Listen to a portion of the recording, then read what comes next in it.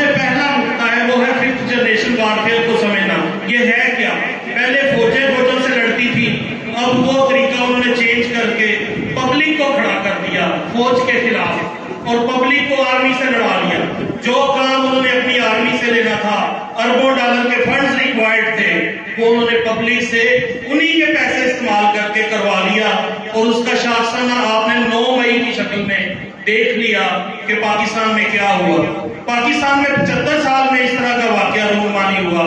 تو پیارے دوستو، جو ففتھ جنریشن وارفیئر کا ٹول ہے وہ لوگ ہیں، فوج نہیں ہے. لوگوں میں اشتعال پیدا کیا جاتا ہے.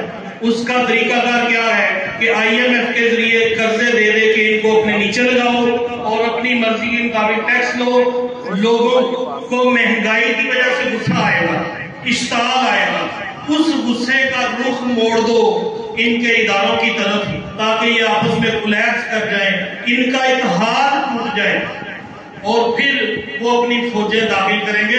بڑے آسانی کے ساتھ یہ ملک فتح ہو جائے گا.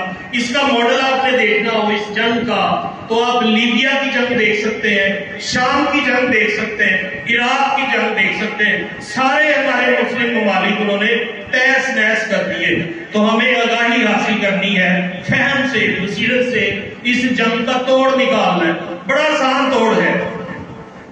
کسی بھی پارٹی سے ہمارا تعلق ہو، کسی جماعت سے تعلق ہو، کسی فرقے سے تعلق ہو، کسی ذات سے تعلق ہو، یہ طے کر لیا جائے کہ کلمہ پڑھنے والا کسی کلمہ پڑھنے والے سے لڑے گا نہیں، اختلاف رائے تو رکھے گا، اس پہ کوئی ایشو نہیں ہے، نفرت نہیں کرے گا، گالم گلوچ نہیں کرے گا.